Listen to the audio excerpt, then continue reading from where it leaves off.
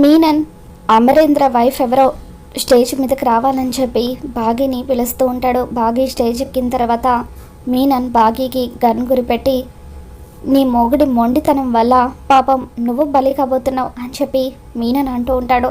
తర్వాత వాకీ టాకీలో అమర్తో మాట్లాడుతూ, మిస్టర్ అమరేంద్ర, నా డిమాండ్స్ గురించి నీకు తెలుసు కదా, మర్యాదగా మా వాళ్ళని నువ్వు విడిచిపెట్టు, నీ భార్యతో పాటు మినిస్టర్ని, ఇక్కడున్న వాళ్ళందరినీ వదిలేస్తాను అని చెప్పి మీనన్ అంటూ ఉంటాడు.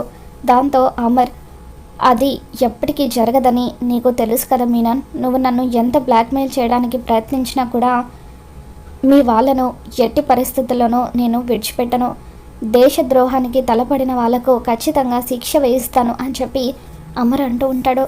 ఇక దాంతో మీనన్, చూసావా నీ మొగుడి మొండితనం, నీ ప్రాణాలు పోతున్నాయన్నా సరే లెక్క చేయడం లేదు, నీకన్నా అతనికి దేశమే ఎక్కువైపోయింది అని చెప్పి మీనన్ బాగీతో అంటూ ఉంటాడు.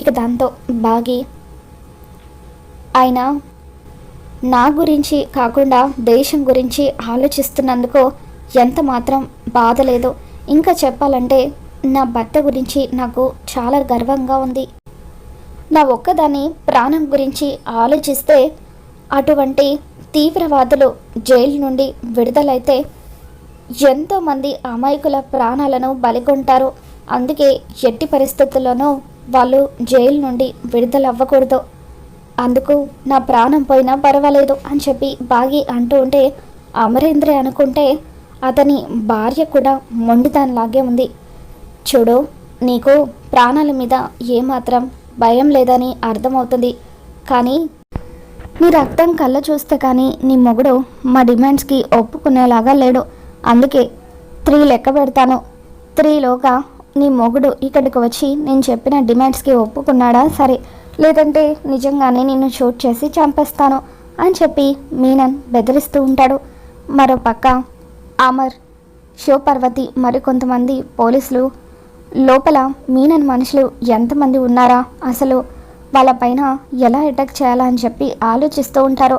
అమర్ మాత్రం చాలా కూల్గా ఒక చోట నిలబడి ఆలోచిస్తూ ఉంటే అప్పుడు శివపార్వతి అమర్తో, సార్ లోపల ఆ మీనన్ షూట్ చేయాలనుకుంటుంది మీ వైఫ్ని, మరి మీరేంటి సార్ కొంచెం కూడా టెన్షన్ పడకుండా అంత కూల్గా ఎలా ఉన్నారు అని చెప్పి శివపార్వతి అంటూ ఉంటే అప్పుడు అమర్, భాగ్య గురించి నీకు తెలియదు శివపార్వతి, నాకు మాత్రమే తన గురించి పూర్తిగా తెలుసు, పైగా అక్కడున్నది నా 4 పిల్లలు, నా 4 పిల్లలకి నేను చిన్నప్పటి నుండి కూడా ప్రాబ్లం వస్తే ఎలా పారిపోవాలనేది కాకుండా దానికి సొల్యూషన్ ఎలా కనిపెట్టాలనేది నేర్పించాను, కాబట్టి నా పెంపకం మీద నాకు నమ్మకం ఉంది, ఖచ్చితంగా నా పిల్లలు ఈ ప్రాబ్లంని ఎదుర్కొంటారు, అలాగే బాకీ కూడా ఆ మీనన్ని ఎదుర్కొంటుంది, ఒకరోజు నేను ఇంట్లో లేనప్పుడు తీవ్రవాదులు నా ఇంటి మీద అటాక్ చేయడానికి వచ్చారు, 10 మంది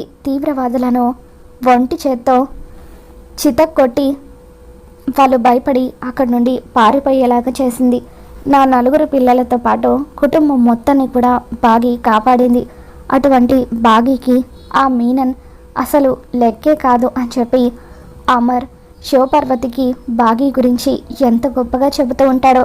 ఇక దాంతో సూపర్ సార్, నిజంగా వింటూ ఉంటే నాకే చాలా ఆశ్చర్యంగా అనిపిస్తుంది, మేడం సూపర్ సార్ అని చెప్పి శివపార్వతి అంటూ ఉంటుంది. ఇప్పుడు మనం ఆలోచించాల్సింది లోపల ఎంతమంది ఉన్నారనేది కాదు, ఎలా అటాక్ చేయాలా అని. పదండి, కాసేపట్లో మనం లోపలికి ఎంటర్ అవ్వబోతున్నాం, మీనన్ మనుషుల్ని అటాక్ చేయబోతున్నాం అని చెప్పి అమర్ అంటూ ఉంటాడు. మరోపక్క బాగిని మీనన్ షూట్ చేస్తానని బెదిరిస్తూ ఉంటే అంజు జనాల మధ్యలో పాకుతూ మీనన్ మనుషులను ఏమార్చి వాళ్ళ దగ్గరున్న గన్ని కొట్టేస్తుంది. ఇక అలా అంజు గన్ కొట్టేసిన తర్వాత అంతకుముందు ఇంటి దగ్గర బాగి పిల్లలు వీళ్ళందరూ కూడా దాగుడు మూతలు ఆడేటప్పుడు పక్షిలాగా అంజు సౌండ్ చేస్తూ బాగీకి సిగ్నల్ ఇవ్వడం, ఆ సిగ్నల్ని బట్టి బాగి మిగతా వాళ్ళను పట్టుకోవడం, ఇదంతా కూడా అంజు గుర్తు చేసుకుని ఎలాగైనా సరే బాగీకి గన్ని అందజేయాలని అనుకుంటుంది. ఇక అలా అంజు పక్షిలాగా అరుస్తూ బాగీకి సిగ్నల్ ఇస్తూ ఉంటుంది.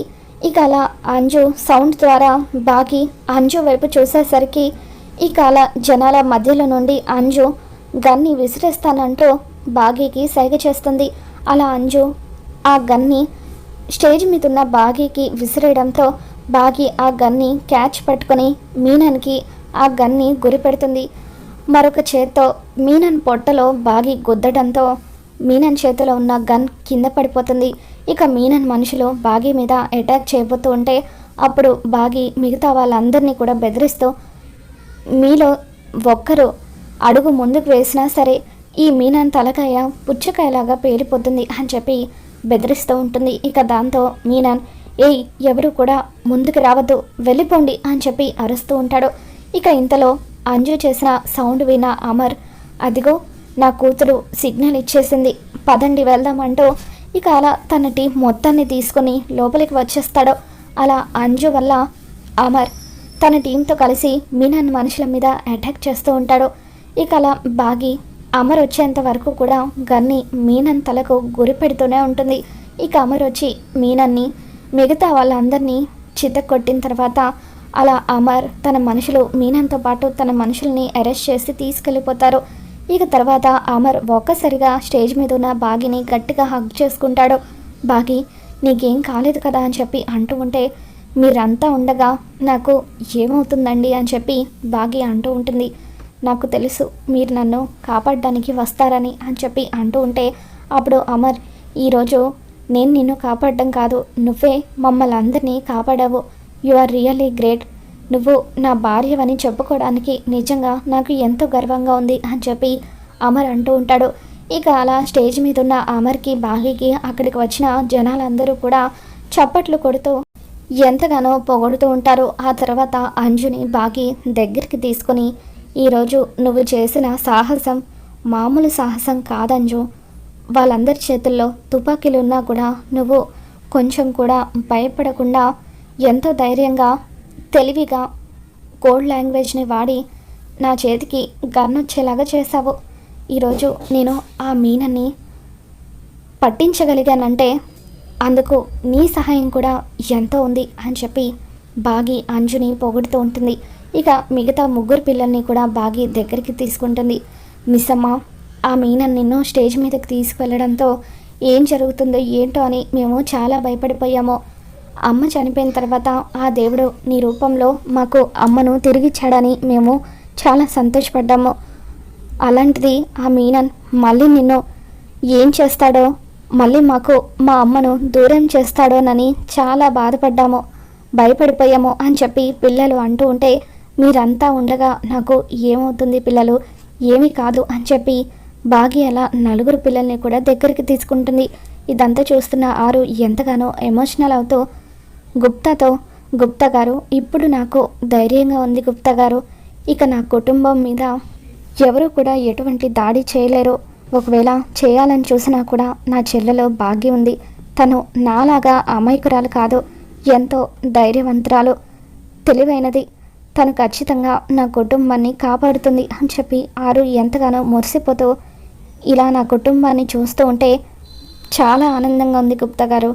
అసలు నా చెల్లెలకి ఇటువంటి ప్రాబ్లం రావడానికి కారణమైన ఆ మనోహరిని నేను వదిలిపెట్టను, దాన్ని అంతు చూస్తాను అని చెప్పి ఆరు అంటూ ఉంటుంది. ఇక ఇంటికి వచ్చిన తర్వాత జరిగిందంతా తెలుసుకున్న నిర్మలమ్మ సదాశివం గారు ఎంతగానో కంగారు పడిపోతూ ఉంటారు.